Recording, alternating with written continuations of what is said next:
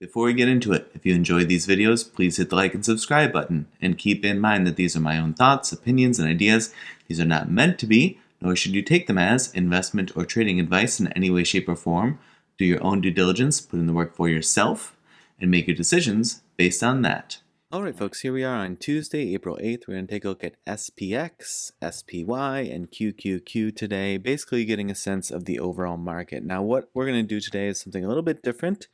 If you're looking for analysis on levels or buy zones or how to not get trapped while dip buying, look at the playlist here on my channel. I've done a ton of those over the last month or so. Go to the stock analysis and price targets playlist and you'll see them all there. And you can scroll back all the way to March 3rd and you'll see that was the first time that I put out a video on the coming stock market decline. And you can work your way from there. Today we're going to look at previous times of major distress, but recent previous times of major distress. What we're going to focus on is the dot-com bubble and the 2008 financial crisis. Now you should double check my math and all of these because I did my best and I may have made an error. Additionally, I may have made an error copying things over onto the Webull chart here. So just double check if you're using these for anything further than just watching this video. Now the dot-com bubble, that was when things just got bubbly and crazy right around the turn of the millennium in 2000 of everything stock market driven. And that saw then a 50% decline over the course of about 3 years. So it topped out here a high of 1552 and bottomed out in 2002 around 768. 2008 financial crisis had a lot wrapped up in it. The thing that always stands out to me were these subprime mortgages and that scheme that just blew up in everyone's face. The high here just ahead of that was in 2007, 1576, and that brought us down by the time it hit a low in 2009 of 666. Now, interestingly, here you see this box. It took that whole period, so basically from 99 through 2007, so that 8-year span, it took it that whole period to deal with the dot-com bubble and that 50% decline, and then to climb back, and just as it was getting back into that range, right, very, very close, 2007, it got back up to 1576, dot-com bubble had topped out at 1552, so we're talking about like 25 bucks. By the time it had climbed back there over the course of those 8 years or so, then the 2008 financial crisis hit and it spurted out 57% more. So I was actually surprised to see, I had never done the math before, that the 2008 crisis was a 7% sharper decline or additional decline than dot-com bubble. I had always maybe overblown the dot-com bubble in my head, but yeah, that brought us then down to lows at, like I said, there's 666. So what I did is I took those same percentage changes and I said, what if SPX from the recent high up here had declined 50% and then had declined 57%, right? So if we put it in that same context, this isn't me saying that this is the same type of crisis or issue or panic or crash or whatever. This is just a hypothetical situation. It's an exploration in theories of past crisis and levels that we saw there. If just as an exercise that were to happen, where would we be? So we see already this year, because we're not quite at the low, right? You see the wick down here. We're still closed down today over 15% on the year. It's only the first week of April. But over the course of the year, from our high to low, if my calculations are correct, we're down 21.34%. Okay, so we've already peeled off 21.34. If we were to come down 50%, that would put us down here at, I couldn't get the exact level just because of how Webull's charting is, so I put a mark that was near the level, and then I put the actual level there. So that would bring us down to 30.4377. And if we got a 57% decline in line with the '08 financial crisis, that would bring us down to 2602.40. Now here's where you could do some interesting gamesmanship, I think. If you think, okay, we've already dropped 21%, .com went 50, '08 went 57. How do I think this compares? Or as you go along, how do you think it compares? Do you think 21 is the most juice that there's going to be in the squeeze? Or do you think, maybe so far this feels like it warrants a 33% drop?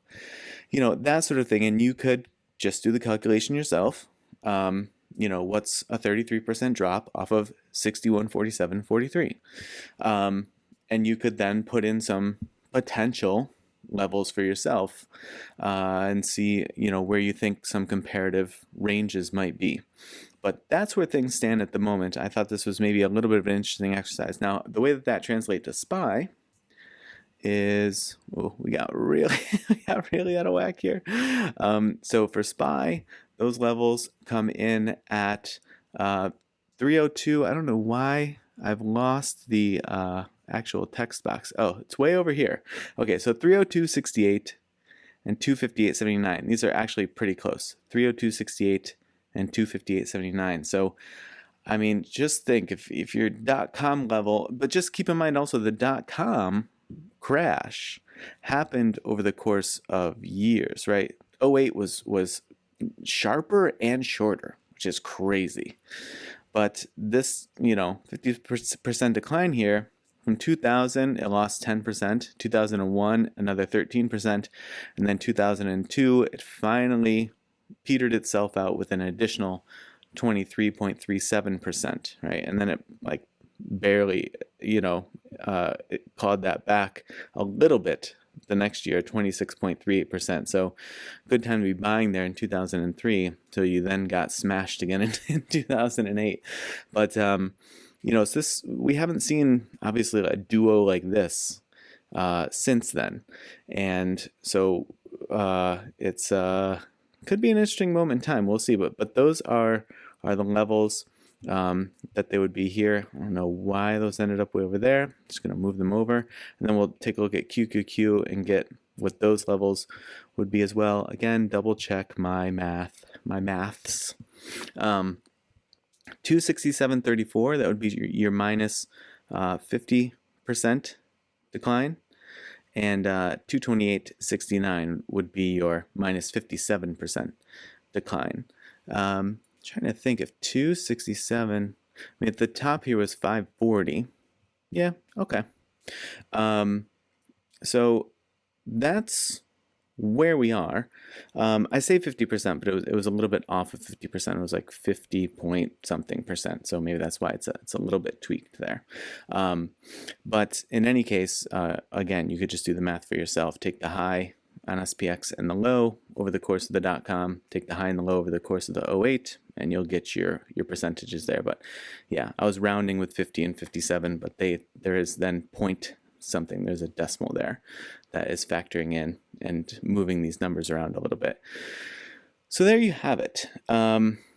If we get, just a quick recap here, SPX, let me go, SPX, .com bubble, minus about a 50% decline, '08 minus about a 57% decline. It took that 8-year span or so to get itself back to the same level, and then it saw it get pummeled again, and it's had to recoup since then, and it has done quite a tremendous job ever since. You see this huge wick up in 2020. Isn't that fun to look back on? The tariff tantrums so far have lost us 21.34% on the year. That's from the pure top to the pure bottom. So it's not exactly where we are today. We're not at minus 21% for the year, but that's at the tippy top and at the bottomy bottom. So we've already seen a decline of 21.34. If we were to drop off of these highs of 50%, that would land us here. 57%, that would land us here. And same thing corresponds with SPY. That 50% would drop us to about here, or 50% and some change. 57% and some change would drop us here. QQQ, 50% and some change would drop us to 267.34. 57% and some change would drop us to 228.69. So there you have it. Take that for what you will. I thought it was maybe an interesting slight variation on the topic. I don't really know a way to work myself off of this macro topic because the stocks are generally following suit, right? Some are getting hit harder, some are getting hit not quite as hard yet, but everything is contributing to the S&P and NASDAQ and Dow and the Russell, pick your thousands, 2,000, whatever, and their decline, right? So they're contributing to that. That's how we're getting there. So they are mostly just wrapped up in that at the moment. Do things probably have pumps and pulls separate from the macro factors for now? Sure. I haven't really been paying attention to it. So, if there's individual tickers you'd like me to cover, just drop them in the comments below. But I'm saying this probably 10 minutes too late in the video, and nobody's here with me anymore anyway. But in any case, I hope that your trading week is off to a good start. And as always, I appreciate you watching, and I will see you in the next video.